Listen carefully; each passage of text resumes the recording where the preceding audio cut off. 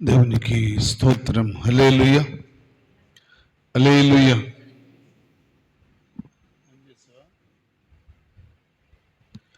రాత్రి కాల సమయంలో దేవుని వాక్యాన్ని మనం ధ్యానం చేద్దాం. బిడ్డలారా, మరొకసారి ఇక్కడ వచ్చిన మీకు అందరికి ప్రభు పేరిట వందనాలు. దేవుని వాక్య భాగంలో మొన్న మీకు కొద్ది సమయ వాక్యాన్ని చూపించి నేను ముగించాను. ఈ రాత్రి దాన్ని కొంచెం కంటిన్యూ చేసి తదుపరి మరలా ధ్యానం చేద్దాం. మొన్న మీకు జ్ఞాపకం చేసిన మాట ఏంటంటే విధేయత.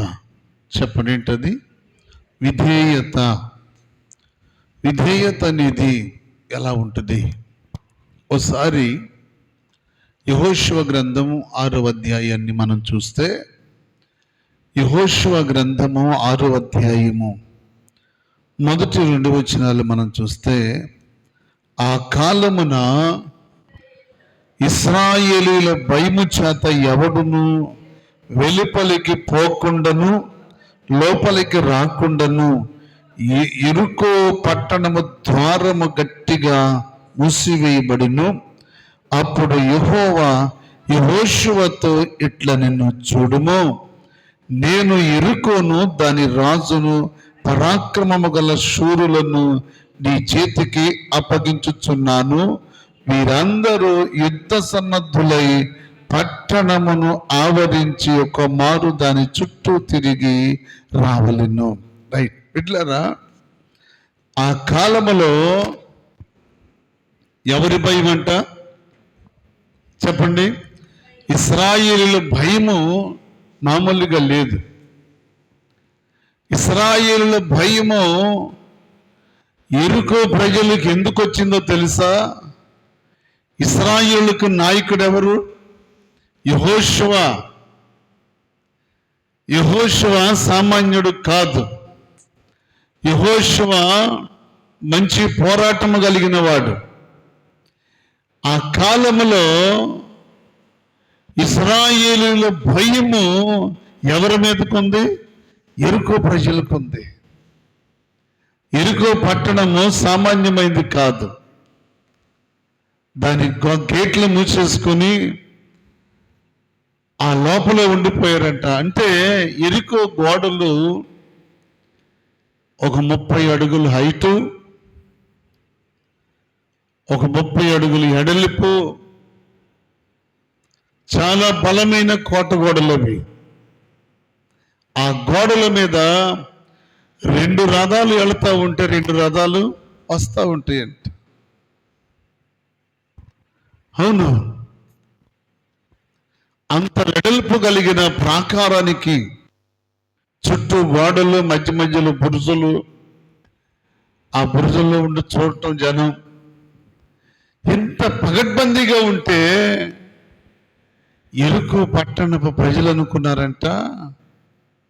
అంతేకాదు, ఆ గోడ బయట 50 అడుగులు వెడల్పు, 50 అడుగుల లోతు కందకాలు తీసి దాని నిండా నీళ్లు నింపేసి, ఎవరైనా పొరపాటున గుర్రం దిగినా రథం దిగినా అంతే. అంత పగడ్బందీగా యెరికో పట్టణం ఉంది. అలాంటి పట్టణ ప్రజలకు ఇశ్రాయేల్ అంటే గడగడగడలాడిపోతున్నారు. కారణం ఏంటంటే ఇశ్రాయేలు ప్రజలకు నాయకుడు ఎవరు? యెహోషువ. యెహోషువ ప్రజలను పిలిచి, యాజకులను పిలిచి, నాయకులను పిలిచి, యాజకులకు 7 యాజకులను ఏర్పాటు చేసి 7 పొట్టేలు బొరకొమ్ములు ఇచ్చి, మిగిలిన వాళ్ళు మందసం మోస్తా ఉంటే 7 మందసం ముందు బోరలు ఊదుతూ ఉండేవాళ్ళు. దేవుడు చెప్పిన మాట, వెళ్ళండి, ఆ పట్టణాన్ని మీ స్వాధీనం చేస్తాను. దేవునికి స్తోత్రం. హల్లెలూయా. అంత బలమైన కోట గోడలు కలిగిన పట్టణం మీ స్వాధీనం చేస్తాను. అయితే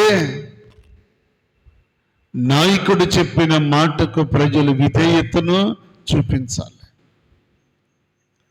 యెహోషువ యాజకులను పిలిచి యాజకులకు చెప్పిన మాట, మందసం ముందు నడవాలి, బోరలు దేవాళ్ళు ముందు నడవాలి, ఆ వెనక ప్రజలు నడవాలి.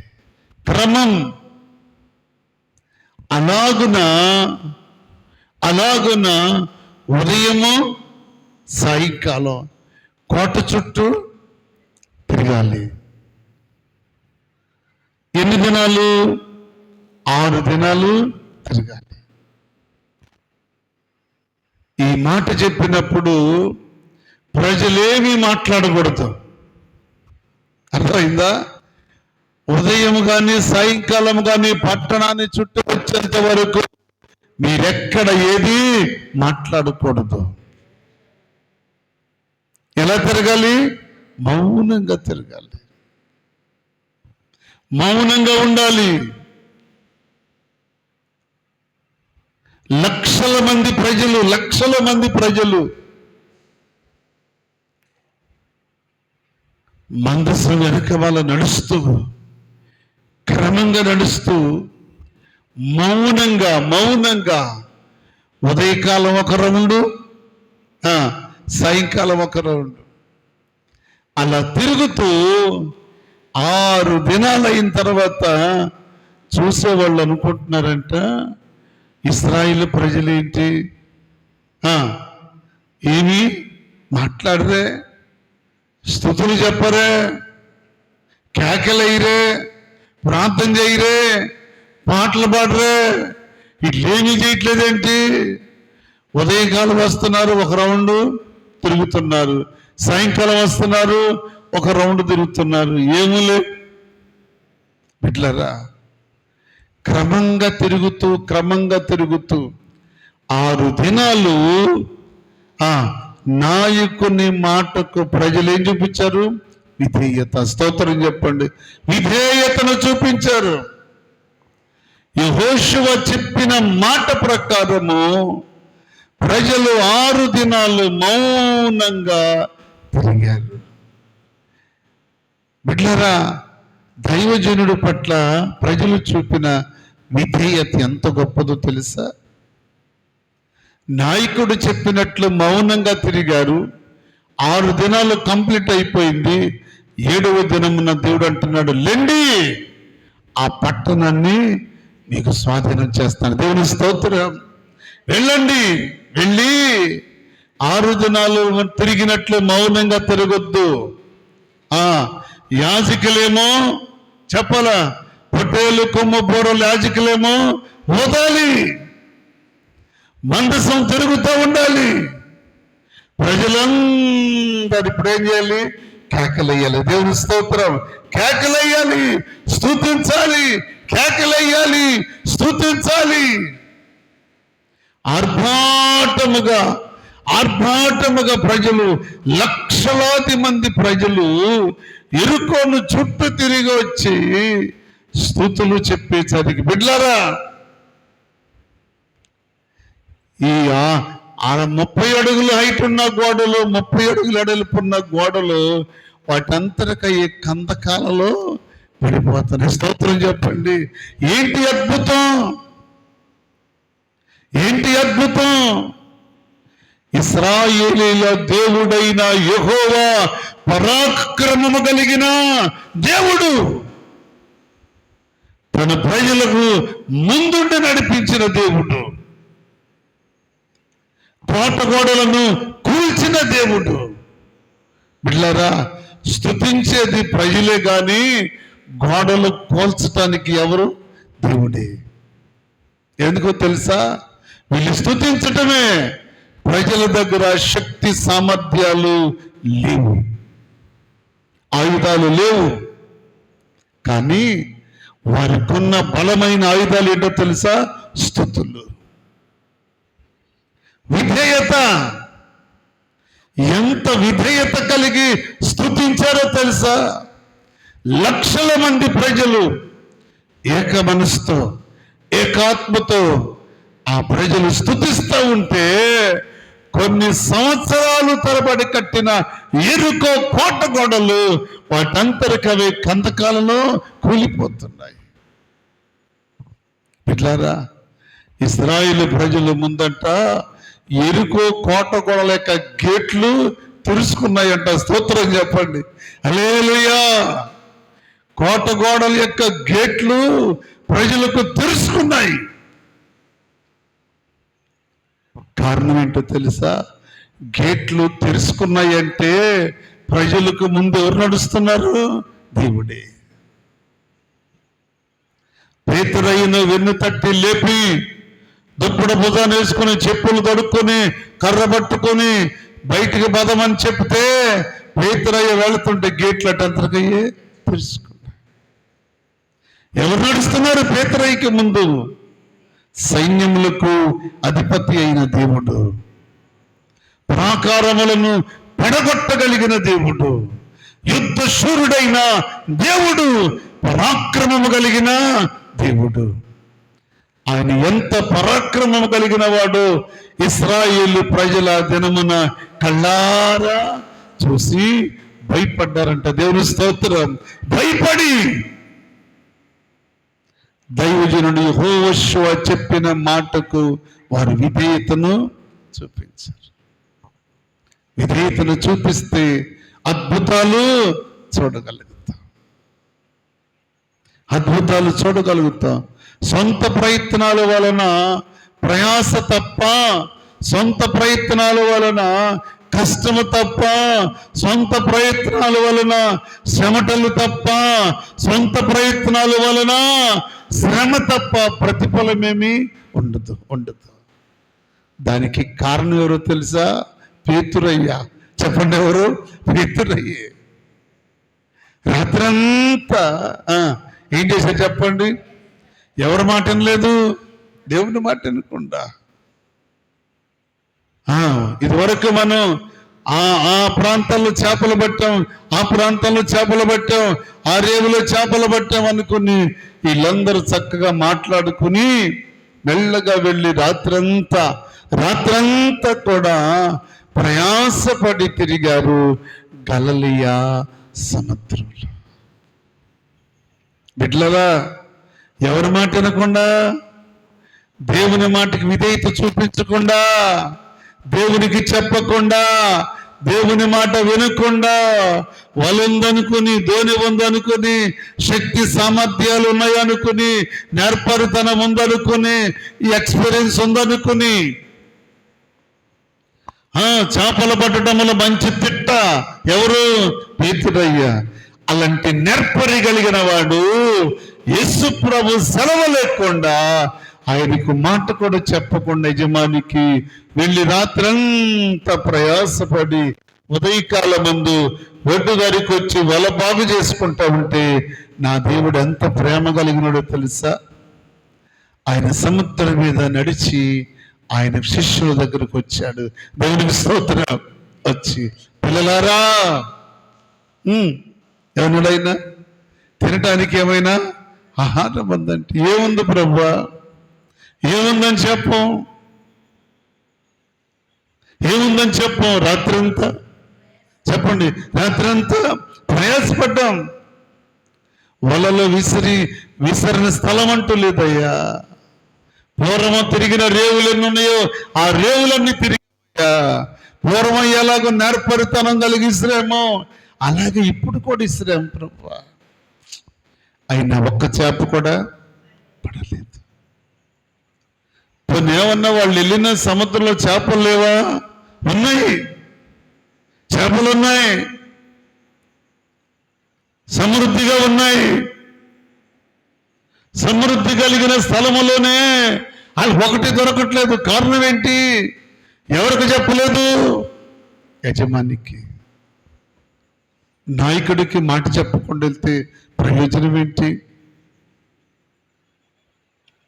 అక్కడ యెహోషువ చెప్పిన మాట యాజకులు విన్నారు, ప్రజలు కూడా విన్నారు. దైవజనుడైన యెహోషువ మాటకు వాళ్ళు విధేయతను చూపించారు. ఎందుకో తెలుసా? యెహోషువ దైవజనుడైన మోషే మాటకు విధేయతను చూపించాడు. విధేయతను నేర్చుకున్నాడు దైవజనుడి దగ్గర. ఎంతగా నేర్చుకున్నాడో తెలుసా బిడ్డలారా? యెహోషువ తల్లిదండ్రుల దగ్గర నేర్చుకోలేదు విధేయత. యెహోషువ భక్తి తల్లిదండ్రుల దగ్గర నేర్చుకోలేదు. ఎక్కడ నేర్చుకున్నాడు చెప్పండి? ఎక్కడ? తన నాయకుడైన మోషే, తన యజమానుడైన మోషే దగ్గర విధేయతను నేర్చుకున్నాడు, నాయకత్వాన్ని నేర్చుకున్నాడు. మోషే ఎలాగూ సాగి వెళ్ళాడో, మోషే దేవుని పట్ల ఎంత విధేయత కలిగి ఉన్నాడో, మోషే ఎంత విధేయత కలిగి ఉన్నాడంటే దేవుని పట్ల బిడ్డలారా, డేరా తాళ్ళు పీకుదామని ప్రజలు చూస్తూ ఉంటే మోషే ఏమన్నాడు? పీకొద్దు, ఆగండి. ఏంటి దైవజనుడా? ఆగండి. నాయకుడు వచ్చి మాట చెప్పే వరకు ఇక్కడి నుంచి కదలొద్దు. ఇట్లారా దేవుడంట ఇశ్రాయేలు ప్రజలను పరీక్షించడానికి మేఘములో కాస్త ఆలస్యంగా వచ్చేవాడంట. కానీ మోషే మాత్రం ఆయన ఆలస్యంగా వచ్చినా టయానికి వచ్చినా మోషే మాత్రం ఆయన కొరకు కనిపెట్టుకుని చూశాడు. ఆ ఓర్పు ఏంటో, ఆ సహనం ఏంటో, ఆ విధేయత ఏంటో, ఆ క్రమం ఏంటో, ప్రజలను ఎలాగో నడిపించాలో యెహోషువ మోషే వెనువెంట ఉండి ఆ క్రమాన్ని నేర్చుకున్నాడు, విధేయతను నేర్చుకున్నాడు. బిడ్డలారా, మోషే సీనాయి పర్వతం మీదకి దేవుని సముఖానికి వెళ్ళి 40 దినాలు దేవునితో మోషే మాట్లాడుతూ ఉంటే యెహోషువ కొండ దిగున గుడారములో నుంచి బయటికి ఎంత విధేయత అండి! ఎంత విధేయత!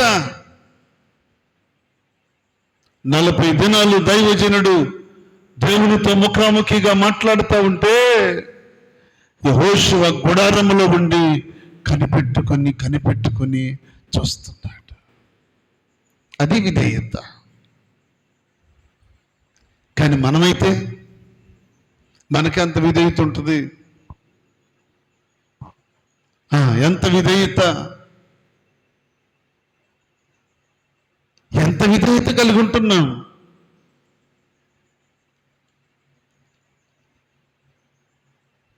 సంఘంలో నిన్న 2 కార్యక్రమాలు ఉన్నాయని కొంచెం 22వ తారీఖు దాన్ని కొంచెం వాయిదా వేసుకుని 23వ తారీఖు కంటిన్యూ చేసుకుందామని ఆలోచన కలిగి ఉంటే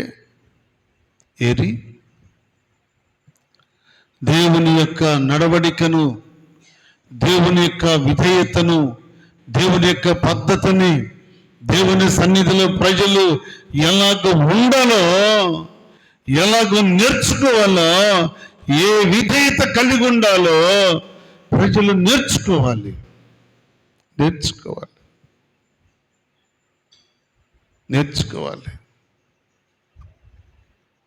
మనము నేర్చుకోకపోతే మన పిల్లలకు కూడా మనమేమీ నేర్పలేము.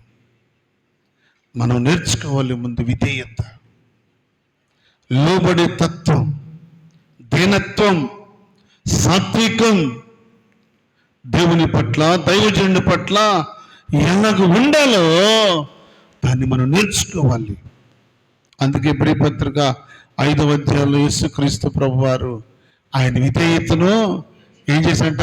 నేర్చుకున్నాడు. శ్రమల చేత విధేయతను నేర్చుకున్నాడు ఆయన. నీకు శ్రమ వస్తే శ్రమలో విధేయత నేర్చుకుంటావా? పొరపాటున లేదు. ఇక ఈ శ్రమలతోనే చేస్తున్నావు, ఇంకా విధేయత కలిగి ఎక్కడ ఉండాలని. బిడ్డలారా, నా ప్రభువు శిలువ శ్రమలలో ఆయన విధేయతను నేర్చుకున్నాడు. ఎందుకో తెలుసా? సంపూర్ణ మానవుడు, సంపూర్ణ దేవుడు.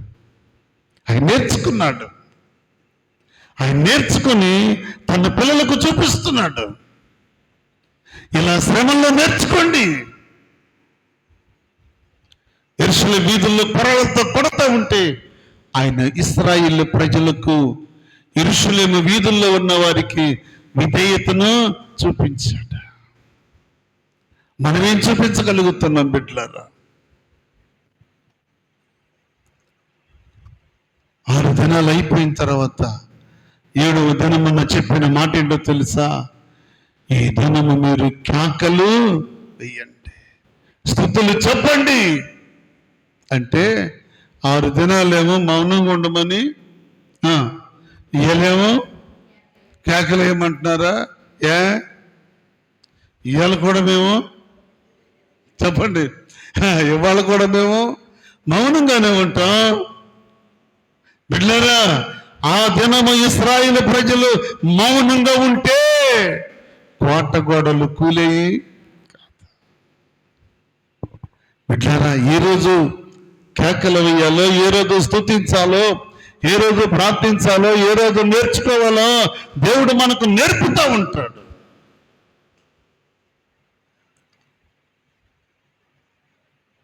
చేపలు పట్టడం మాకు కొత్త ఏమి కాదని నాయకుడికి మాట కూడా చెప్పకుండా వెళ్ళి రాత్రంతా ప్రయాసపడి సిగ్గుపడి అవమానపరచబడి ఏమీ చేయలేక వలలు బాగు చేసుకుంటున్నారు. ఆ సర్వీస్ అంతా ఏమైపోయింది? మనం పట్టిన చేపలన్నీ ఏమైపోయి సముద్రంలో. బిడ్డలారా, చేపలంట మాట్లాడుకుని అంట. ఏమని చెప్పండి? ఏమని మాట్లాడుకున్నాయి? పేతురయ్య వాళ్ళు ఇక్కడేస్తే మనం అక్కడికి వెళ్దాం, పేతురయ్య అక్కడ వాళ్ళేస్తే మనం లోపలికి వెళ్ళిపోదాం, మళ్ళీ ఇక్కడేస్తే లోపలికి వెళ్ళిపోదాం, అక్కడేస్తే అక్కడికి వెళ్ళిపోదాం. పేతురయ్య వలేస్తున్నాడే కానీ అక్కడ నీళ్లు తప్ప చేపలేమి లేవు. దేవుని పట్ల నీకు విధేయతను లేకుండా, దేవుని మాట వినకుండా, దేవుని చిత్తాన్ని నెరవేర్చకుండా, దేవుని మాట లెక్క లేకుండా వెళ్ళి రాత్రంతా ప్రయాసపడి విసిరి ఒంటిలో ఉన్న శక్తి అంతా పోయే వరకు, చేతులు లాక్కొచ్చేంత వరకు విసిరి చివరికి పేతురయ్య అంటున్నాడంట, రేవుకొచ్చి చాలా కాలం అయింది కదా, ఇప్పుడు గోళ్ళన్నీ చెప్పండి, ఇదివరకు ఎంతకాలం విసిరాము, బాగానే ఉన్నాం, మధ్యలో ఈయన వచ్చి మనను చేపలు పట్టే వాళ్ళని తీసుకెళ్ళి మనుషులు బట్టే జాలరుగా చేస్తే, ఇప్పుడు చేపల కోసం వలలు విసిరితే గోళ్ళన్నీ నొప్పులు వచ్చాయని వాళ్ళు మాట్లాడుకుంటా ఉంటే ఎంతలో ప్రభు వచ్చి అడిగితే పేతురయ్య సిగ్గుపడుతూ, బిడ్డలారా, అయ్యా రాత్రంతా తిరిగావు నాన్న, కానీ ఒక్క చేప కూడా పడాల. సరే పేతురు, సిమోను పేతురు, సరే అయింది, ఇది అయిపోయింది, ఇదిగో ఇప్పుడు నేను మాట చెప్తున్నాను, వలేస్తావా? ఇదిగో ముందు నీ ధోని కొంచెము లోతుకు నడిపించి వలబట్టుకుని ఏమంటున్నాడు తెలుసా? ఇదిగో చెప్పండి, ఇదిగో ప్రభువా, ఇప్పుడు రాత్రంతా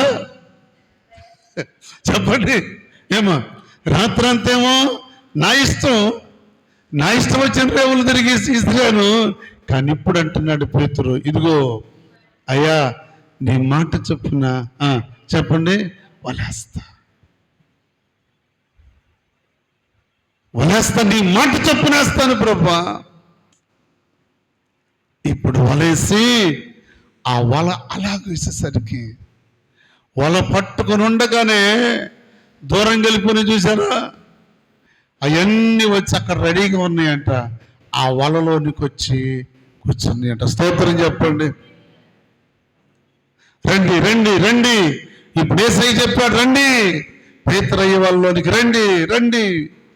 అది చేపలలో పడ్డి విధేయత చూపించే యేసయ్య మాటకి స్తోత్రం చెప్పండి.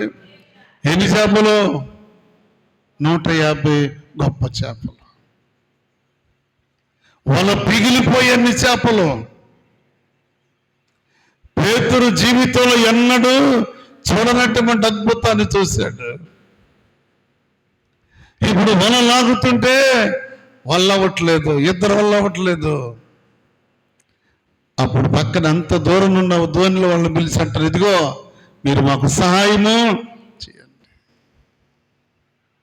ఇట్లారా ప్రభు మాటింటే చెప్పండి. ప్రభు మాటిని వలేసిన, ప్రభు మాట విని విత్తనం పెట్టిన, ప్రభు మాటిని పని చేసిన, ప్రభు మాట విని ఇల్లు ప్రారంభించిన, ప్రభు మాట విని పరీక్షలు ప్రారంభించిన, ప్రభు మాట విని ఉద్యోగం కోసం వెళ్ళిన, ప్రభు మాట విని వ్యవసాయం ప్రారంభించిన, ప్రభు మాట విని వ్యాపారం ప్రారంభించిన, ప్రభు ఇష్ట ప్రకారమును నువ్వు ఏది చేసినా అందులో 100% నా దేవుడు విజయాన్ని ఇస్తాడు. స్తోత్రం చెప్పండి. విజయాన్ని ఇచ్చి తీరుతాడు ఆయన. ఆయన మాట ప్రకారం చేయాలి. ఇప్పుడు వేరే చాలా సహాయాన్ని కోరుకుని చేపలు బయటకు తీసుకొస్తే పేతురయ్యా ప్రభు పాదాల మీద పడయ్యా, నీ మాట వింటే చెప్పండి ఎంత మేలు. దేవునికి స్తోత్రం.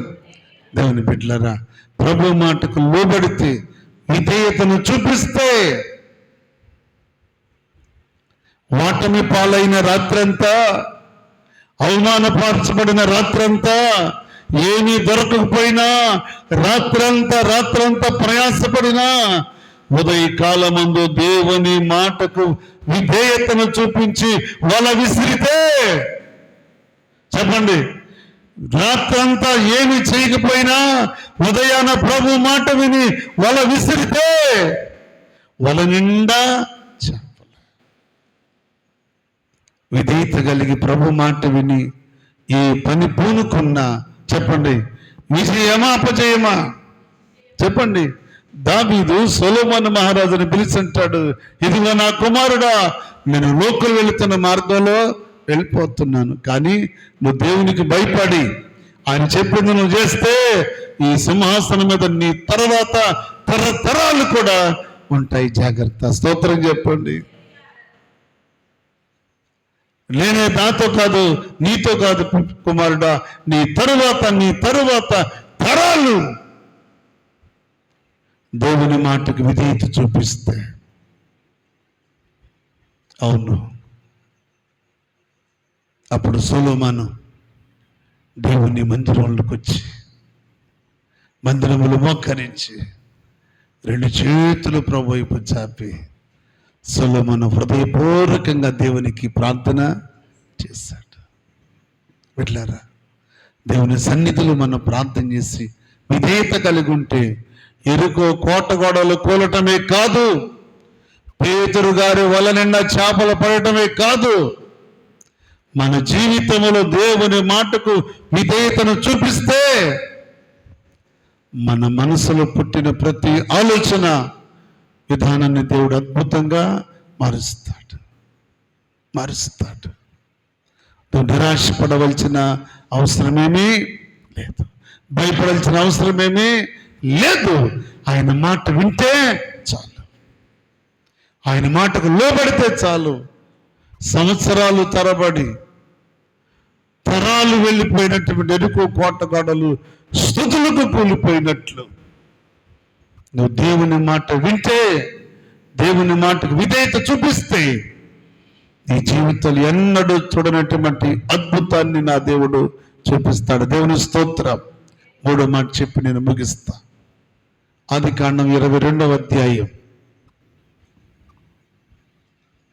9వ వచనం. ఆదికాండం 22:9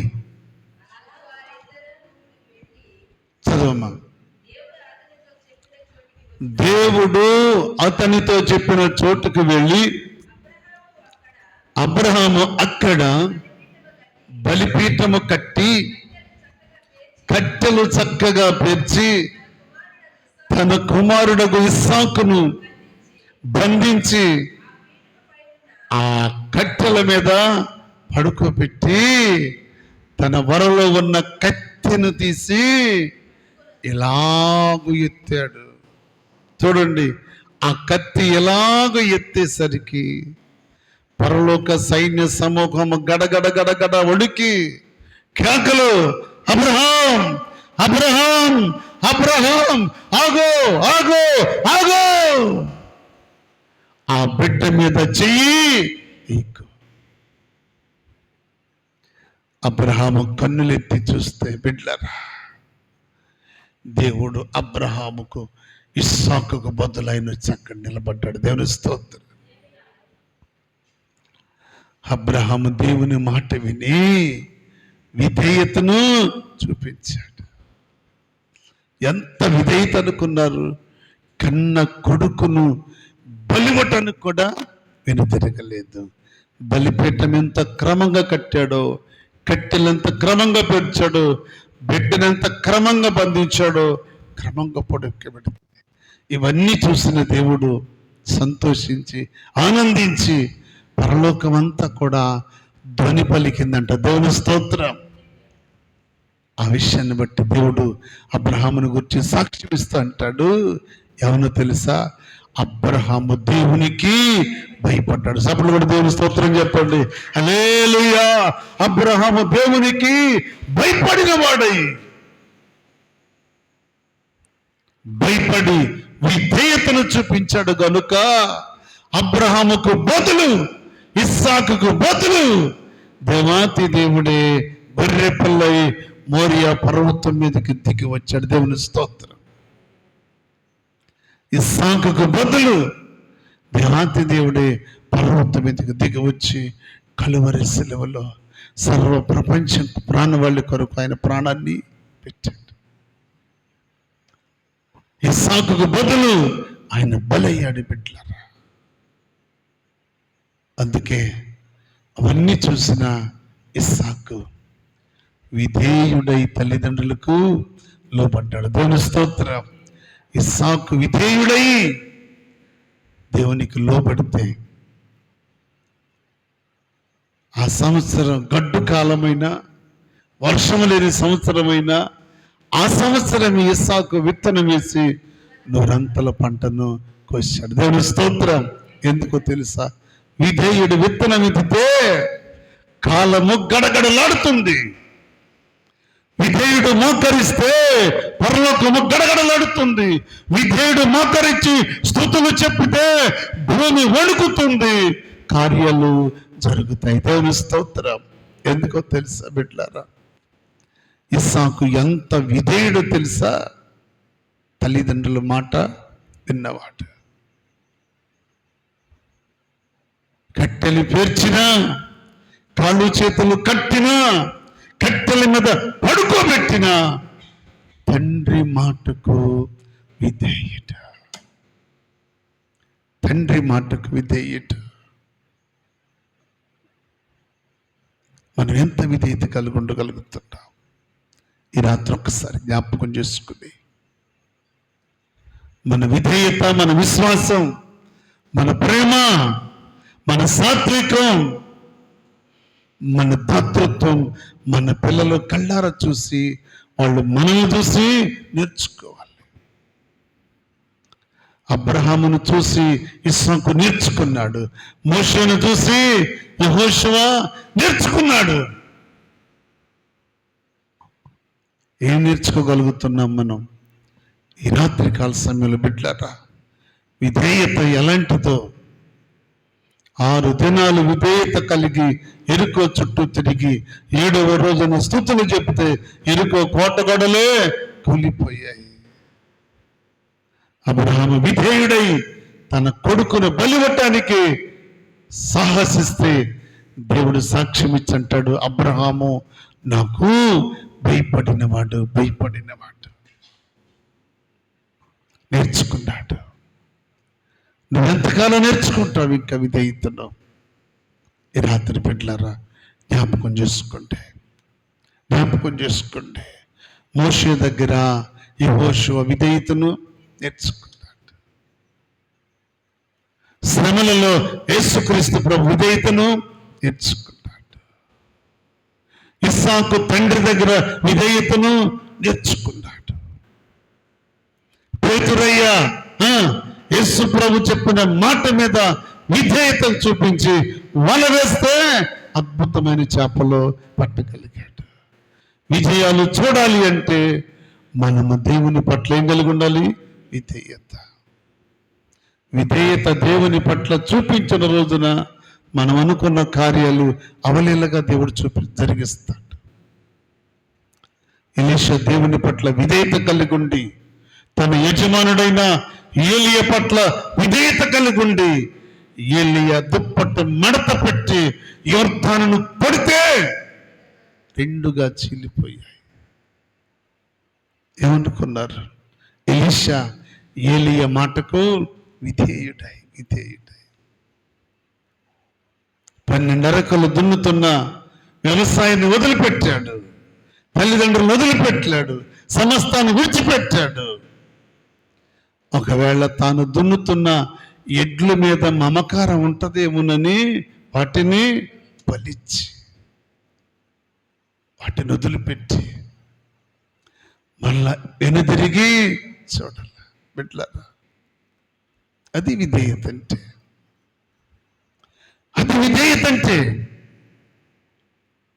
మనం ఎంతవరకు విధేయత కలిగి ఉన్నామో మనం పరీక్షించుకుంటూ, మన పిల్లలు విధేయత నేర్చుకుంటున్నారో లేదో పరిశీలించుకుంటూ ప్రభు కొరకు ముందుకు సాగుదాం. పరిశుద్ధాత్మ దేవుడి రాత్రి మాటలు మన కొరకై దీవించునుగాక. ఆమెన్ చెప్పండి. ఆమెన్.